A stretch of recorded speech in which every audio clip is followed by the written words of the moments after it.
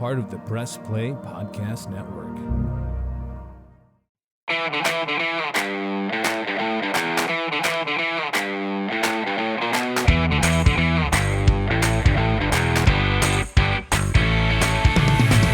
And welcome to another Regi and Rhoda podcast powered by MGM Northfield Park right here on the Press Play Podcast Network. Shout out to our fantabulous producer, Jordan Powell, who makes all of this sound good and make sure you all get it out there listening in the podcastosphere. And Michael, the more things change, the more things stay the same. It's deja vu all over again. OIC only in Cleveland. Take your pick after that 31-30 loss by the Browns to the Jets at home in their home opener today, huh? All of that, Kenny. All of that, and then some. I just know this, though. If you fancy yourself as a playoff team and a team that you believe can be a contender for, to win an NFL championship, and you don't blow 13-point leads with $1:30 left. Come on. That we'll get into, but there are a lot of culpable men, huh? Coaching staff, players, you name it. And so unfortunately, Kenny, we'll get into all that role. Michael, I had tweets ready to send out about how well head coach Kevin Stefanski called the plays today, and that the running game again showed how powerful it is, and how Jacoby Brissett did what he's supposed to do, manage the game, and the defense, while not great, found a way to do enough to win. And I had to scrap that tweet in a hurry. They're up 30-17, and it should have been 31-17, but last year's superstar, right? I dubbed him Thunderfoot. Well, this week he was Blunderfoot as he missed the extra point instead of a 14-point lead. It's still a comfortable, you think, 13-point lead at 30-17 with $1:55 to go, Michael. But my first question to you is this. He did it before. He's an intelligent player. I think he's the best player on the team in Nick Chubb. He scored 3 touchdowns today, but should he have only scored 2 touchdowns, Michael? Go down, inbounds, don't score that 3rd touchdown, and give the ball back to the Ravens, because that's their only hope, because then you can run out the clock possibly. Yeah, they would have had to burn all their timeouts if Chubb would have gone down. Kenny, it's such a tough one, right? It is. They were out of them, Michael. They had used all 3. All they had left was the 2-minute warning. Understood. That was it.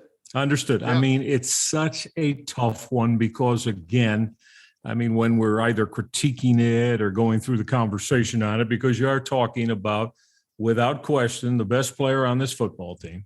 Yep. It puts you up, right? What you think is going to be 14, but 13 after the missed extra point. And again, sure. You have to bring it into the equation. You can make a case that there's just, all I ever say with that is, we've been together, stay consistent with it.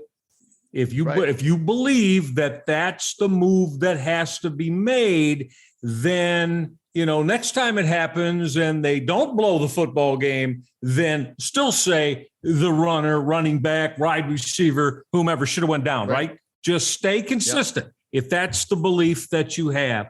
I'll be honest with you.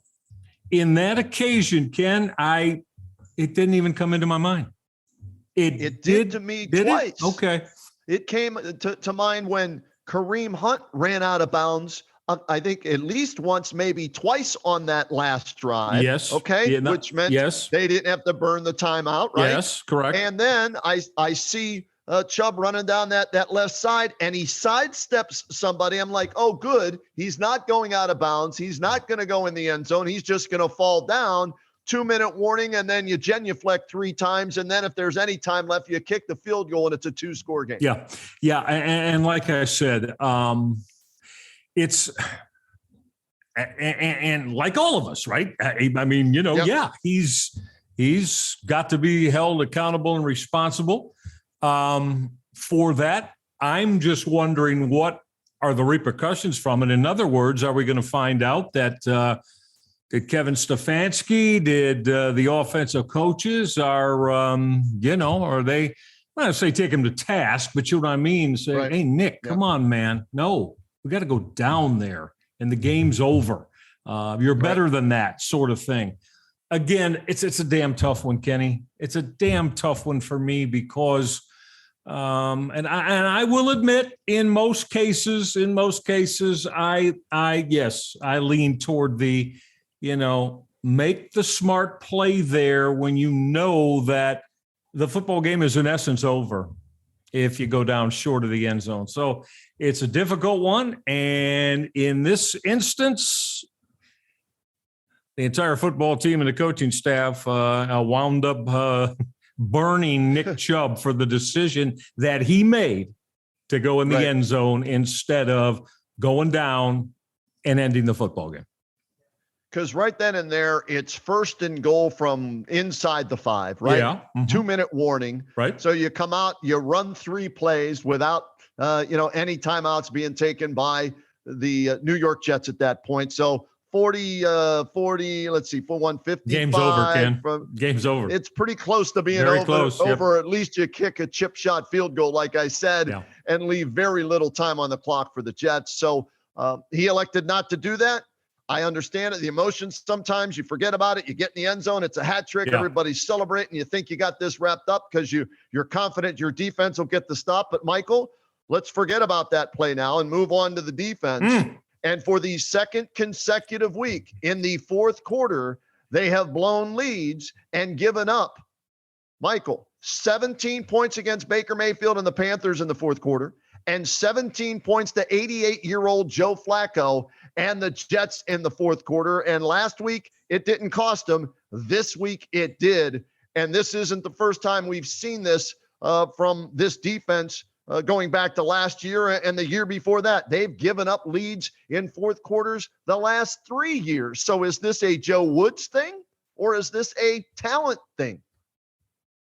I'm going to say it starts with Joe Woods. That being said, you know how I am too, though. Now, these players are responsible for playing efficiently, effectively, and making plays when you're put in that position. But it doesn't help, Kenny, when you've got the coaching staff that are making decisions. I've looked back. How about, Ken, how about the first one? Do you realize between and Denzel Ward, man, boy. Wow. Kenny, not good, Kenny. Not good.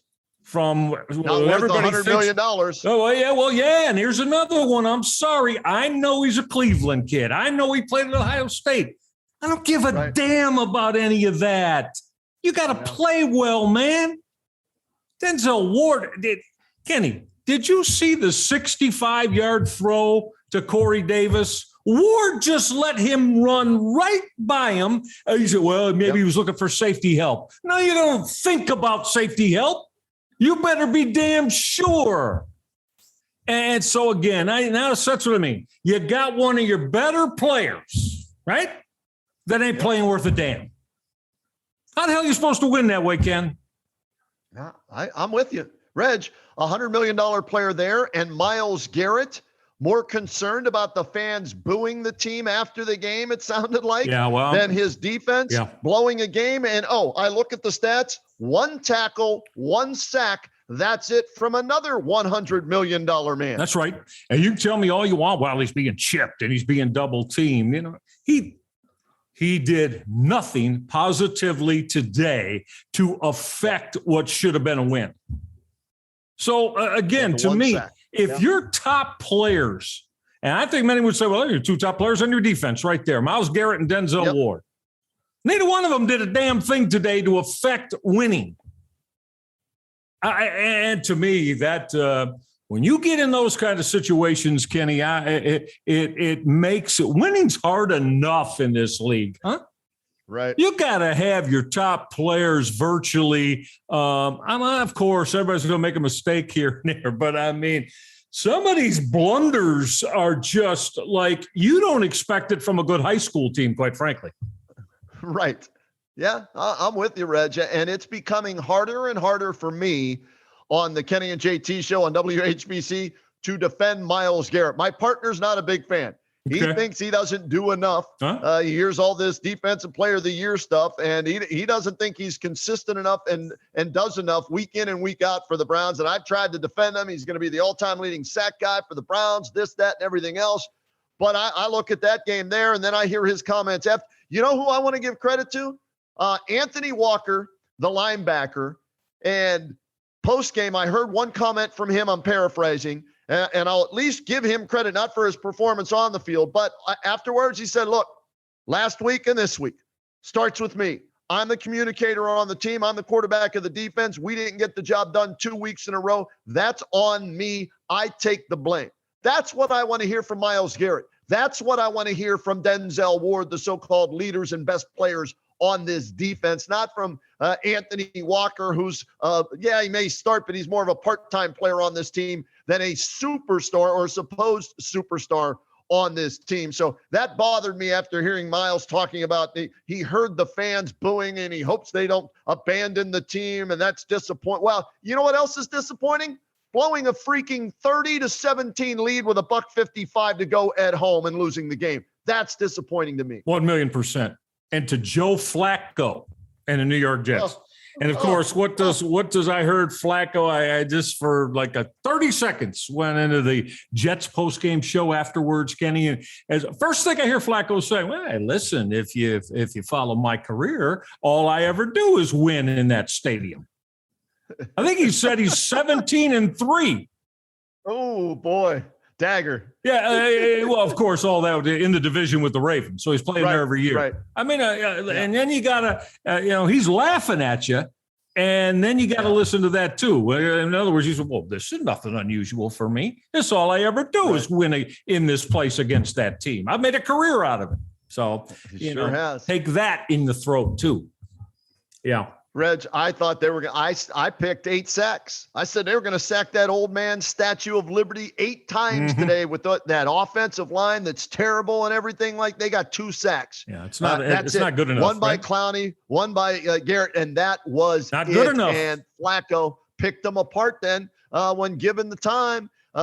Garrett Wilson had a huge drop. Looked like it might cost them the game, the rookie wideout from Ohio State, but he comes back, catches the game-winning touchdown. He ends up with 100 yards and 2 touchdowns. Flacco throws for 3 bills, and that was as embarrassing of a loss as they've had. Yeah, and I remember Dwayne Rudd throwing his helmet, and 88-year-old Morton Anderson kicking the game-winning field goal for the Chiefs, right? And we've seen them collapse on the road against the Bears when Tim Couch was the quarterback, and the Bears rallied in overtime to beat them, and you pick out a bunch of others too, right? But this one goes right near the top of the list of embarrassing losses. And but you remember how Chris Berman says, nobody circles the wagons like the Buffalo Bills? Right. Well, nobody, and I repeat, nobody snatches defeat from the jaws of victory better than the Cleveland Browns. Tough one to take, man, but it's so very true.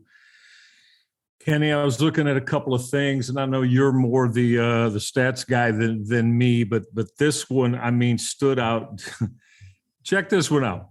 NFL teams had won the last 2,229 consecutive games when leading by at least 13 points at the 2-minute mark and below. I'll say that again. 2,229 consecutive games when good, bad, or ugly teams in the NFL had a 13-point or better lead in the final 2 minutes. Incredible. And the last one to lose, one with a 13-point lead, 2 minutes left. Oh, yeah, your Cleveland Browns, who lost to the Chicago Bears like that in 2020. So, Ken, we talk about it all the time, man. Listen, man, there's only 17 of these, right? You say, well, it's week 2. It's early. Okay. This isn't 162 in MLB. This ain't 82 in the NBA. 17, baby. There's 17 of these. And you know what? You're going to lose on days you don't play well and don't deserve to win enough. What makes it more imperative that you win a game like this that you had in control and somehow just unbelievably let it slip away from you? I was speechless, Reg. I was at the Browns backers, gathering at Jersey's in Canton on Fulton Road. And everybody's, high-fiving Chubb's scores. We're giving away, free coupons and stuff for drinks and food and T-shirts and all this stuff. And then we're like, oh, okay. Well, he was a little bit wide open. And all of a sudden, it's a one-score game. And then, Michael, and why don't we do this? Why don't we go to break right here? Because let's talk about Mike Prefer's special teams today. God. All right? Oh, my God. What an abomination. Let's go to break. let's compose ourselves here, and then we'll come back here on the R&R podcast. And the defense was abysmal in the fourth quarter. The offense, they did enough today to win. I'll give them that, okay? But the special teams contributed just as much to this loss as the defense did, and we'll tell you how and what needs to change maybe there to get it fixed and straightened out so it doesn't happen again. And we'll break it down for you right after this on the Red Eye and Rhoda podcast on the Press Play Podcast Network. What's up, everyone? Chase Smith here, host of the Chase Smith Podcast, and my podcast reflects who I am. My hobbies, my interests, my passions, my curiosities, my careers, my questions, and my family. I'll spend time talking about all types of sports, movies, TV shows, trending news stories, and other cultural events, and even faith. This is who I am, and I hope I can get to know you as well. Join me on the Chase Smith Podcast, and let's have some thought-provoking conversations, only on the Press Play Podcast Network. Looking for new insights on the Cleveland sports scene with a unique side of Cleveland sports history? Then you found the perfect podcast. I'm John Sable. And I'm Scott Sable, and we're hosts of the Sable Brothers on the Baseline podcast, a podcast about Cleveland sports, but not your typical podcast about the land's sports teams. Join us as we embark on a journey of sharing a unique and historical side of Cleveland sports history with the help of some former Cleveland sports stars and other historical figures. All right here on the Sable Brothers on the Baseline podcast, part of the Press Play Podcast Network. What's good, everybody? My name is Taylor Vanderbilt, and I'm the host of the 440 College Basketball Podcast here on the Press Play Podcast Network. On the 440, we talk about literally everything college basketball related. It could be women's, it could be men's, it could be recruiting, it could be the tournament. It does not matter. We cover it all. So check it out. Again, it's the 440 College Basketball Podcast here on the Press Play Podcast Network. For the Dennis Maniloff Show, I'll tap into my 40-plus years of following Cleveland sports and 30-plus years of writing and talking about them, so as to bring you informed opinions and analysis of your favorite players and teams. I also will monitor the national sports scene and, when warranted, step out of the toy department and into the real world. And I'll always be on the lookout for special guests. By all means, join us. Hey everyone, this is Mike Voorhees. And I'm Brian Shaw. No, not the pitcher. We're the Guardians of the Land MLB podcast, formerly a Swingin' a Tribe. Don't have time to watch 162 games of baseball? We do. We have you covered with recaps of the games, stats, and analysis throughout the MLB season. Subscribe now to Guardians of the Land and Press Play Pods for all your Cleveland sports analysis.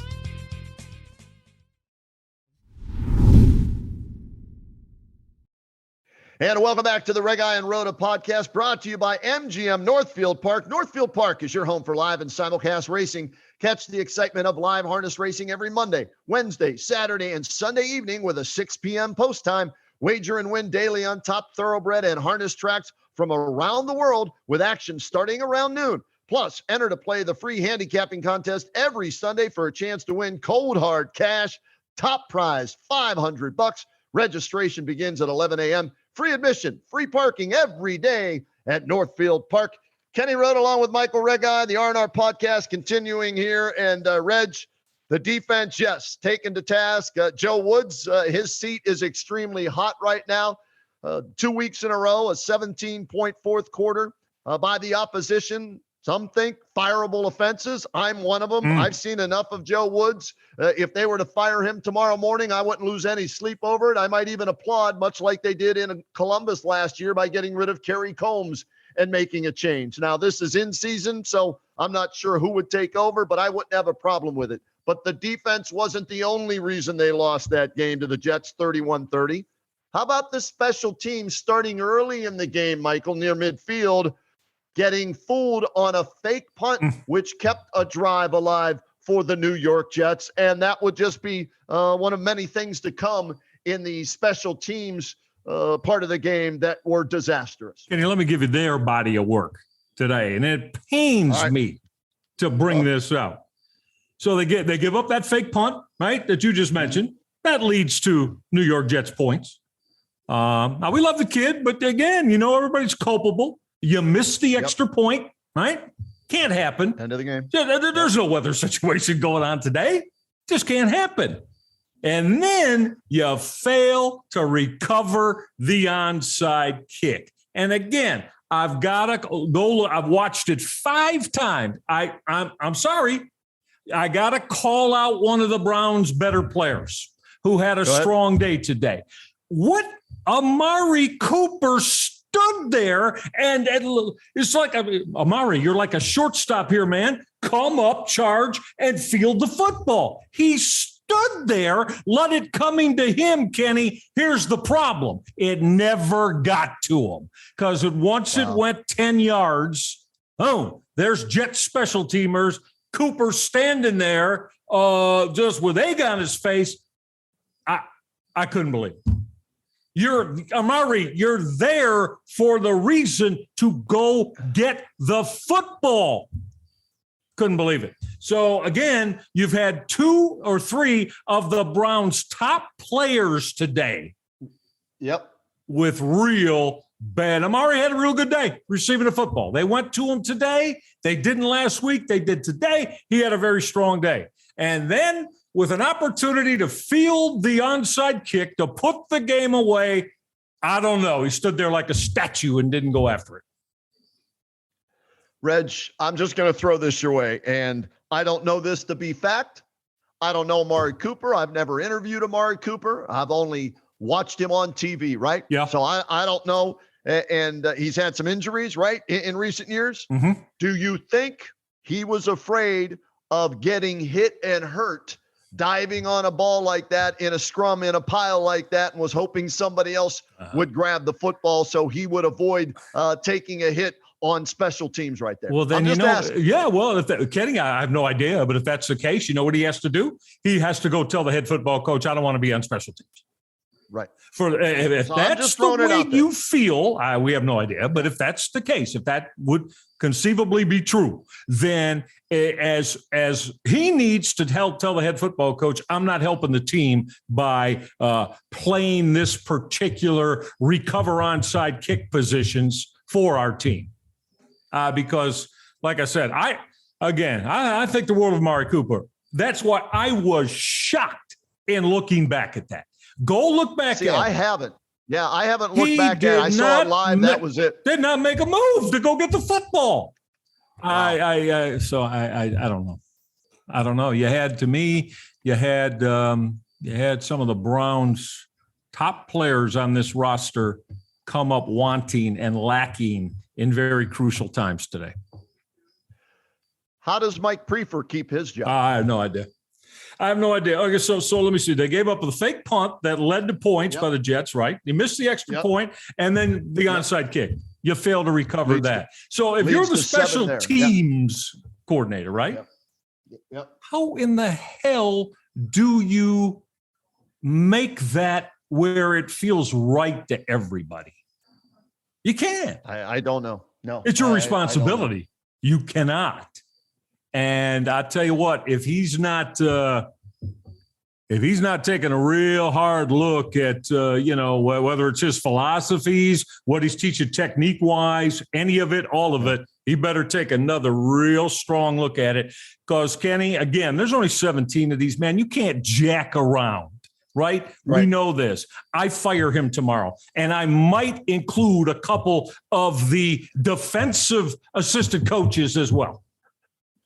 Reg, they called a timeout before the onside kick because Stefanski's postgame, he said, we knew it was going to the left side. So they called a timeout to make sure they were set for it. and they still failed to recover the onside kick or cover up the onside kick, and the Jets recovered it. They had 2 Jets players had chances to get it, and none of the Browns. And you're sitting there, you're just going, wait, what just happened? Okay, all right, fine. They recover the kick. All right, Myles Garrett. All right, defense, come up with a play here. Get a sack, get a tipped ball, get an interception like the Jets got late from Jacoby Brissett when they were trying to maybe get into field goal range for a 62-yarder to try and win the game today. And the defense failed to do so. So I'm with you, Mike Prefer. Somebody's head's on the chopping block. And when you wake up tomorrow morning, and if there were a newspaper that came out with a sports page, or if you're listening to the morning radio shows, so-and-so got fired by the Browns. Somebody deserves to be canned for that effort today. And you know what, Kevin Stefanski? If you don't want to do anything about it, fine, you're the head coach. But guess what? Now it's on you, baby. It's on you. Because the next time, and hope to God there isn't, I wouldn't put my life savings on that, though, with this particular part of the football team. But the next time there's a breakdown, Kevin Stefanski, that's straight up on you if you don't decide to do anything about this after that horrendous situation that unfolded today. So defense collapses in the fourth quarter, special teams with bonehead plays throughout the entire game. I thought Stefanski actually called a pretty good game today, Reg. He used Jacoby Brissett the way you should. Short, controlled passing game. They targeted Amari Cooper 10 times. He caught 9 of the balls, one of them for a touchdown. Yep. Nick Chubb featured in the running game. They ran for $187 as a team today. So up to that point, 30-14, you're thinking, okay, yeah, defense still there. Even in the first half, there was a lack of communication on a couple of plays in the secondary, right? Yes. And then, because I remember tweeting about it, I tweeted something in the first half, Reg, that's 1.5 games already. Yeah, I saw it. And Yeah, we're you did. still having communication problems Yes. in the secondary. Yes. And then later in the game, the blown coverage leads to a 66 or 68-yard touchdown pass to get the Jets back in the game, followed by the onside kick. And so offensively, I thought Stefanski did a nice job of calling the game. If I'm him, yes, I say it starts with me and ends with me. But behind closed doors, I'm chewing out both Joe Woods and Mike Prefer today and saying, okay, they want me to fire you. I'm not sure what I'm going to do yet, but if I do keep you, the next time this shit happens, you're gone. You're gone. You're out of here. Has to be. 1,000,000% has to be. No question about it. Yeah. Again, because if you don't, head coach, then it becomes on you. And you know what? If you make that decision and stuff like this continues to roll negatively, it's solely on you then. Absolutely. Absolutely. So frustrating as all get out, Michael. And they were on the verge. I said it before the game. They were on the verge. We used it as a trivia question. On the verge of starting 2-0, Michael, for the first time since 1993 when Bill Belichick was the head coach. Yep. Bernie Kosar won the first 3 games, but then his diminishing skills led to his exit.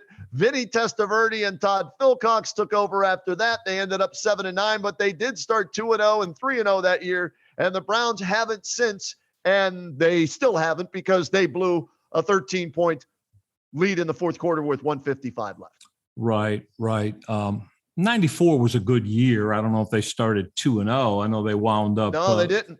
They were 1-1 to start the season. That but they year. wound up 11-5, and Testaverde took them to playoffs and won a playoff game against Parcells in New England. So, I mean, it's a long time ago, baby. That's a long time ago. And look, I mean, that's a very winnable game. Like I said, it should be a huge difference between being 2-0, as it should be, and 1-1. And now, again, it makes these next couple anyway, because, Kenny, how much in July and August did we talk about these first 4 and felt that at the worst, they should be 3-1. I mean, Correct. they should have a shot to be 4-0. Well, they jacked that up today. Right. And Regardless of who was at quarterback, we said 3-1. Because that's of the exactly schedule. right. Although, I'm going to say, I don't know if you want to get into it. I don't know. He was better today than he was last week. Jacoby Brissett, I'm talking about. But Kenny, Right. to me, I don't know. You tell me. Tell me I'm wrong. Talk me out.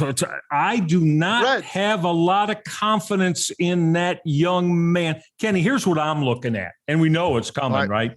For we won't do today because, he had the – do you have – I have no confidence if this team is down 7, down 10 in a fourth quarter that when you're virtually throwing – he's going to put a couple of drives together to go win you a football game. I'm sorry. I don't see it. I don't have any confidence in his capability or reliability to get that done. And every quarterback in the NFL faces that. And if I'm wrong and he doesn't, beautiful. I don't have any confidence in it. I don't see it. He's a backup quarterback in this league, and that's what he is. You and I are on the same page. I'm not a Brissett fan. Didn't like the move when they signed him. Don't like it now. He played well, though, today. 22 of 27, 229, a touchdown. He did. That late interception. He scrambled a couple of times, got 40-some yards rushing. So he did. He's a game manager. But you're right. If you need him to lead you down the field for a touch, not a 58-yard field goal to bail you out. No. And, you got 15 yards on a questionable personal foul penalty that helped you out last week, right? Yeah. You need him to lead you 80 yards in 130 to win a game with a touchdown or tie a game. Well, I don't have any confidence when you're down 6 or 7 or 10 in the fourth quarter, and the field goal's out of the question now. You get a touchdown first. Yeah, I just, Kenny, I'm not feeling it. I'm not feeling it, and I don't see it. What you saw today is what you're going to see out of him all year till Deshaun Watson comes back, if he remains the starting quarterback until then. And that is ball control, short passing game, run first, run heavy offense, right?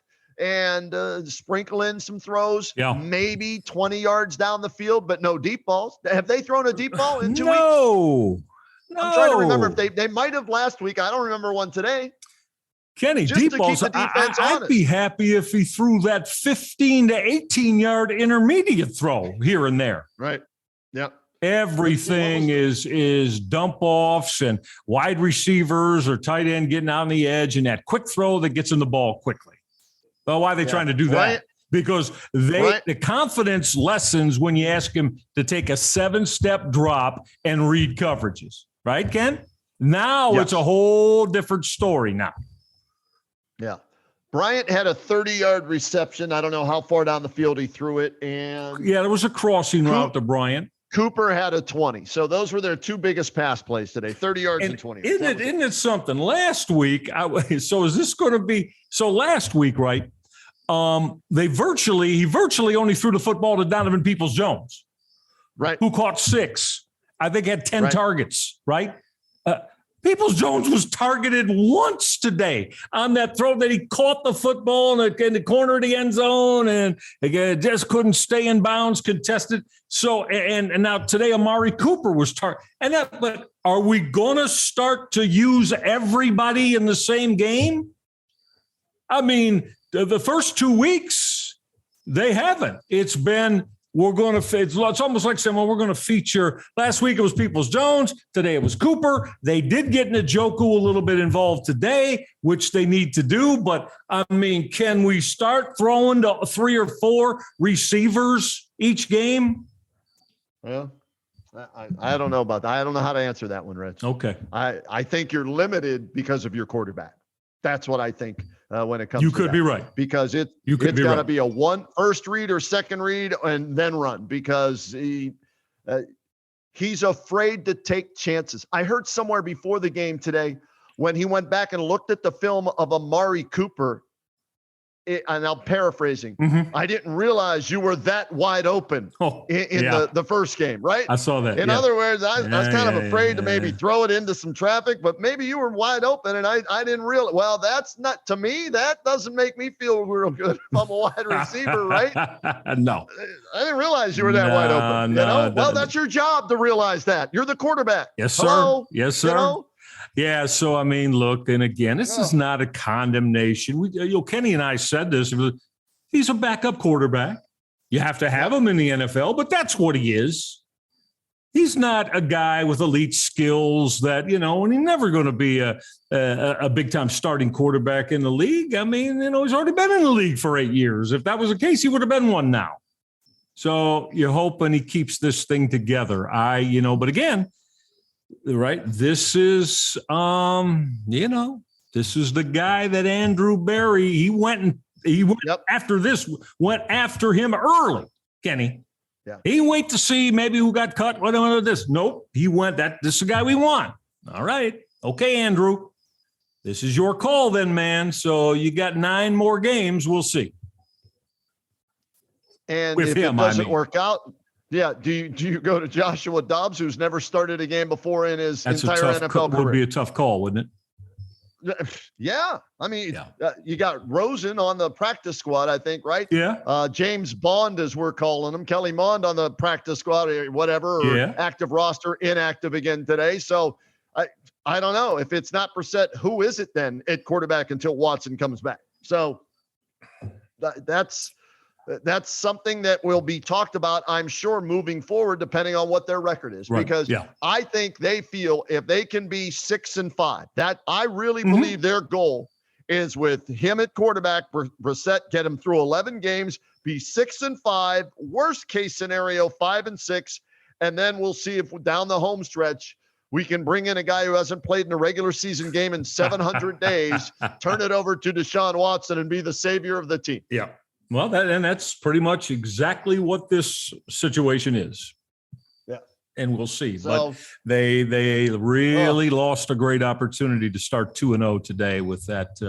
And again, it wasn't just Brissett in the offense. Like we said, they played, pretty well, got them the lead. And then yet though. Can you ask more from the offense though, than to give your team a double-digit lead with 2 minutes to go in the game? Probably not, just right? the reasons we said. I mean, defense and special teams wears this one today. They can say all the other things. It's a team loss. It's no.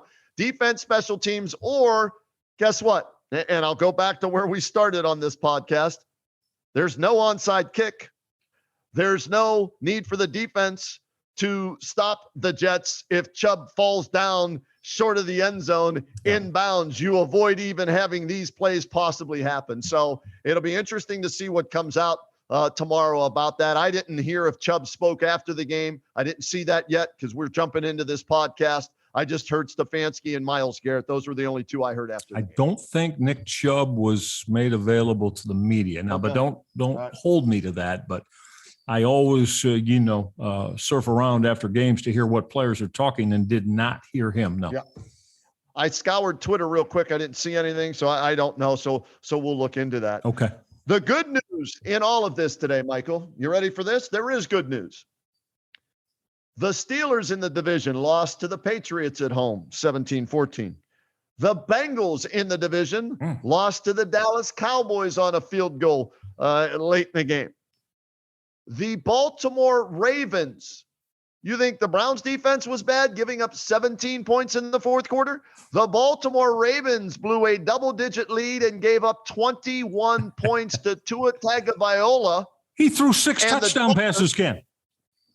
And they win 42-38. Did he really? Yep. He had 6 today. Touchdown passes from Tua today in a comeback win. Wow. I didn't realize he had 6. I knew he threw like 2 or 3 to Tyreek Hill, who's obviously paying dividends already for the Dolphins. But my goodness! So even though you blow a 13-point lead with 2 minutes to go, and you're 1-1, guess what? You're tied for first place in the AFC North right now with the Pittsburgh Steelers, who you play on Thursday night, short week. They've got You've got the Steelers coming to town Thursday night, prime time, right? Yep. The Ravens are 1-1, and the defending AFC champion Cincinnati Bengals, with that Super Bowl hangover, now 0-2 to start the season. Indeed. That's the only good news out of That's today. right. Yeah, that's right. So, you can look at it that way. Again, I just, I'm big on, I got to look at how, individually the team plays, and it wasn't good today. Again, the offense did enough. But again, we know football's got to be complimentary, Kenny. I mean, you can't just expect one side of the ball to be able each week. Well, he did our job, but yes, we lost, but we did our job. Well, no. Yeah. It's got to be much more involved than that. And the Browns are the type of team that are going to need, every faction of that team and the coaches that call the plays for their faction of that team to be at their best too. Yeah, an inexcusable, embarrassing loss today by the Browns to the Jets to fall to 1-1 in the 2022 season. Like we said, Steelers come to town Thursday night, short week, got to forget about it. Got to go Ted Lasso, have the goldfish memory of about 10 seconds, and move ahead to the next team on the schedule. And luckily for Jacoby Brissett, he'll get the Steelers early without T.J. Watt. Yep. The Steelers, 7 sacks against the Bengals last week without T.J. Watt today against the Patriots. 0 sacks today for the Steelers. So that's a big plus for the Browns moving forward. And the Steelers barely cracked 240 yards of total offense this week in losing that game 17-14 to the New England Patriots at home. Advantage Browns because they're at home and there's no T.J. Watt. But, hey, as we found out today, it hasn't changed. OIC only in Cleveland where anything can happen. So you'll have to wait and let them play it out and see what happens on Thursday night, Reg. Yeah, rough one. And I don't know, maybe they've got to find a way to use this short week to their advantage. Because like you said, if you're going to have this short week where you play on Thursday, much better that you're doing it at home. So they got to find a way to Kenny, I don't give a damn if it's what did our man Sindelar used to say? I don't care if it's 3-2 or 100-98. Just win the damn game. You don't think Belichick cares how they win? You don't think Tom Brady cares by how many points they win by, right? Just win the game. You got to put the W up. And the Browns need to do that. Better not fall to 1-2 now. Better not find a way to have this one go bad and be 1-2 coming out of this. All right, Reg, we'll do this all over again either Thursday night or Friday morning, wrapping up that Browns-Steelers game and see if there's a better result after the next one, because this was painful to watch if you're a Browns fan and embarrassing if you're a player, coach, or owner of the team. Yeah, all of that, Kenny, and then some. And I look forward to being with you Thursday night, and then maybe the bottom line result will be a little bit more fun for us. All right, sounds good. Thanks again to our producer, Jordan Powell, making sure all this gets out there on the Press Play Podcast Network. Join us again in the not-too-distant future for another edition of the Red Guy and Rhoda podcast powered by MGM Northfield Park.